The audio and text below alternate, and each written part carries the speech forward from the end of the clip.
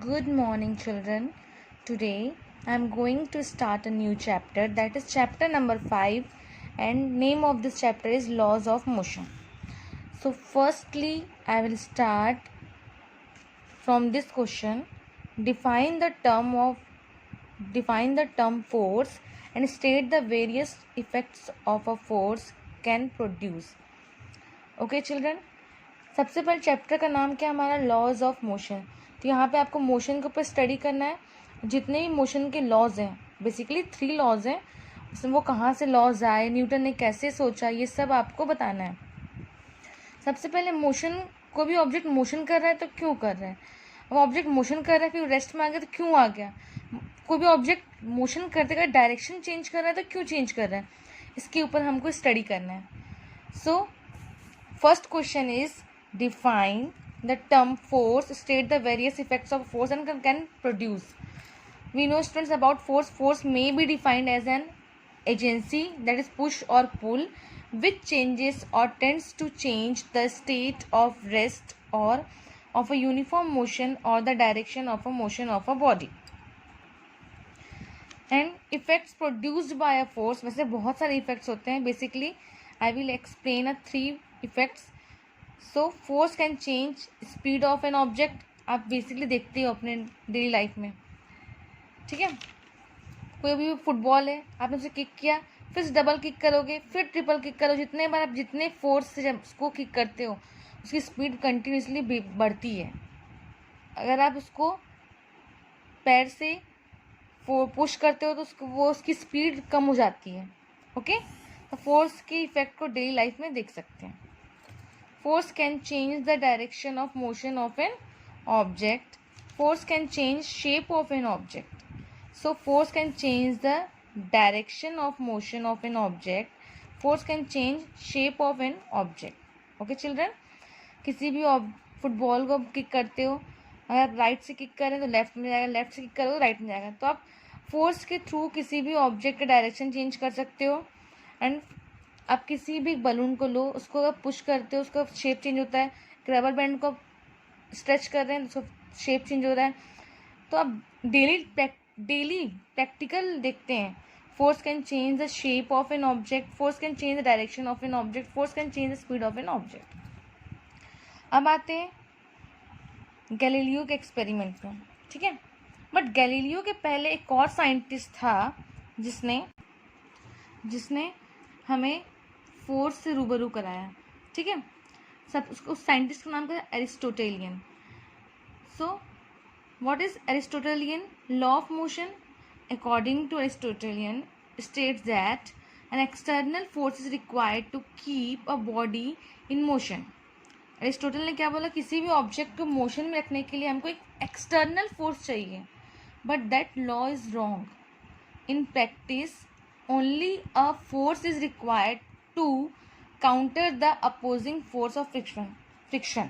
Okay, हमको एक force चाहिए जो फ्रिक्शन फोर्स को अपोज कर सके. तो अरिस्टोटल का जो लॉ था वो रॉन्ग हो गया. फिर गैलीलियो ने अपना एक्सपेरिमेंट किया, उसने मोशन के ऊपर स्टडी किया, फिर ऑब्जेक्ट को इंक्लाइन प्लेन पे रखा और उसने लॉ ऑफ इनर्शिया दिया. So describe the Galileo's experiment concerning motion of objects on inclined planes, hence state the law of inertia. Galileo's experiment on motion of objects. Galileo studied motion of objects on an inclined plane objects. First, objects moving down an inclined plane accelerate. Second, those moving up retard. And third case, motion on a horizontal plane is an intermediate situation. Galileo ने 3 type से study किया motion के. Galileo therefore concluded that an object moving on a frictionless horizontal plane, उसने क्या बोला, कोई भी object अगर फ्रिक्शनलेस हॉरिजॉन्टल प्लेन पे मोशन करता है तो that must neither have acceleration nor retardation. ये फ्रिक्शनलेस है, आप इसको टॉप पे रख दो, ठीक है, वो ऑटोमेटिकली कहाँ आएगा, नीचे आएगा. मतलब ये कंटिन्यूसली एक्सेलरेट होगा, नॉट रिटार्डेड, ठीक है. और टॉप पे रखा ये ना ही एक्सेलरेट होगा ना ही रिटार्डेड होगा.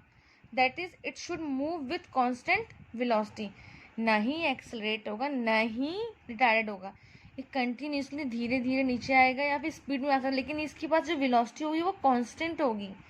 When an object is moving on a inclined frictionless horizontal plane, so it must neither have a acceleration nor retardation, that is it should move with constant velocity. So downward slope motion, downwards increase speed. Okay. Second case, upward slope motion, upwards decreasing speed. इसने क्या किया, top पे रखा है उसको, अगर ये नीचे आएगा डाउनवर्ड स्लोप है ये, it is downward. Okay. In downward slope motion downwards increasing speed, जब ऑब्जेक्ट ऊपर से नीचे आएगी इसकी स्पीड क्या होगी, इंक्रीज होगी. But in upward slope motion upwards decreasing speed, अगर इसको ऊपर भेजना है तो आपको फोर्स देना पड़ेगा, लेकिन इसकी स्पीड कंटिन्यूसली डिक्रीज होगी. When no slope horizontal motion constant speed, अगर कोई स्लोप नहीं तो हॉरिजॉन्टल मोशन क्या होगा, कांस्टेंट स्पीड से वो ऑब्जेक्ट मोशन करेगी. In this case, it must neither have acceleration nor retardation. It is moving with constant velocity. There is no slope, horizontal motion, constant speed. From the above experiment, Galileo formulated the following law of inertia. A body moving with a certain speed along a straight path will continue to move with same speed along the same straight path in the absence of external forces.